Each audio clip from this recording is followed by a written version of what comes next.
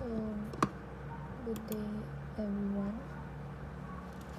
Ngayon ay magde-demonstrate tayo ng some basic Blender.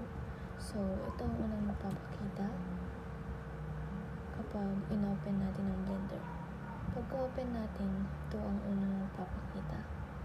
Ang nakalagay dito ay yung shape,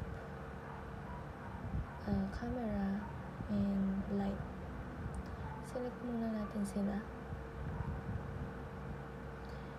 and alisin muna itong object muna. So makikita natin dito sa taas yung mga menu ng Blender. Makikita natin dito yung layout, modeling, sculpting, and iba pa. So, balik muna tayo dito. Dito naman sa side, makikita natin ang menu for object mode. Nandito yung move, rotate, and scale, and iba pa. So, first, itong object muna natin. For example, wala muna tayong object dyan. Alisin muna natin. And kung gusto nyo mag-delete, press X and click delete.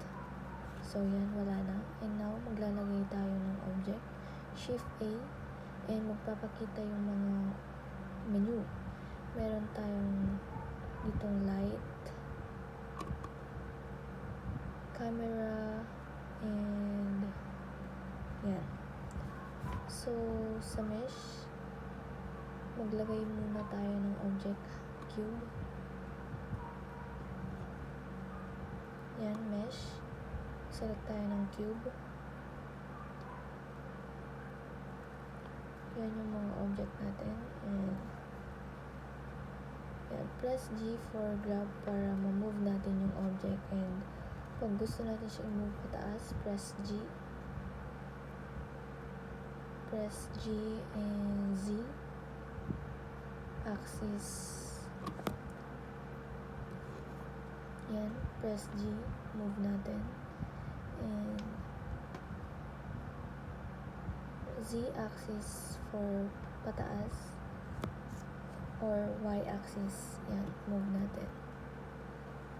And yan.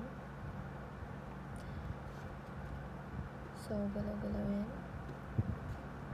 Dito naman, makikita natin yung viewport para sa faces. Press natin ang X, viewpoint, Z for front top view, and side view yung Y.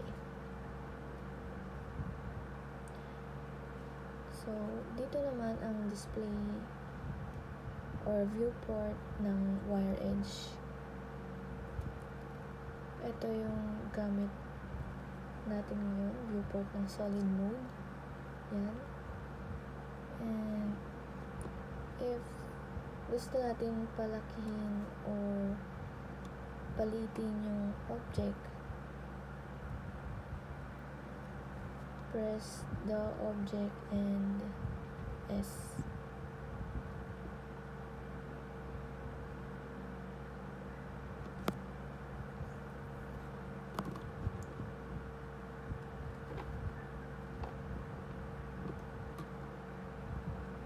Yan. So, and if gusto naman natin silang,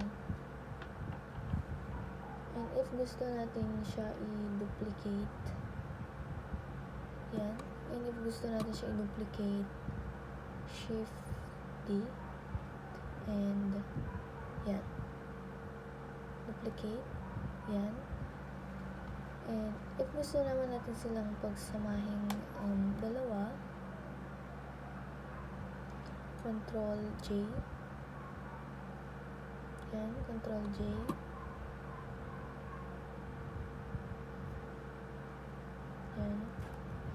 if gusto mong ibalik sa dati, Control Z.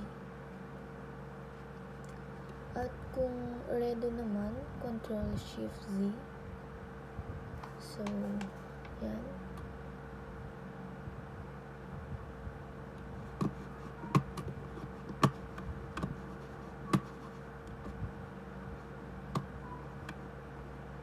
So, punta tayo sa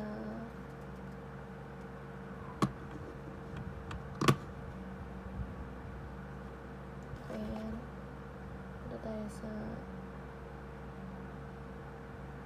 edit mode, or pwede namang i-click ang tab shortcut kanya, so nadagdagan yung so yan.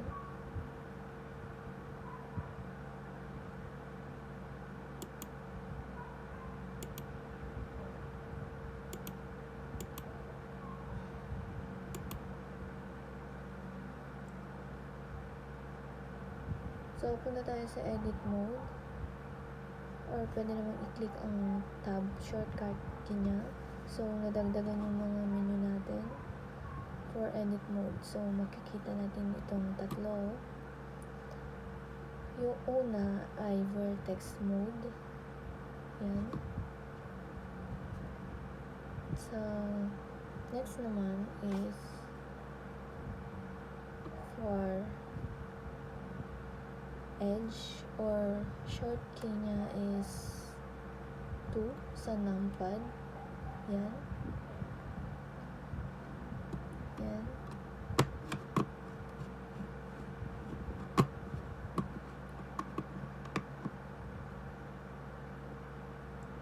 And ang gamit naman ng mga yung pangatlo is yung mga faces nila. Yan.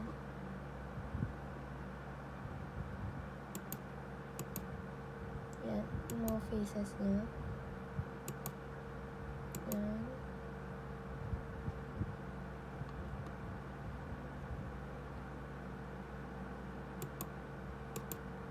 And if gusto natin maglagay ng cut or loop cut, Control R lang.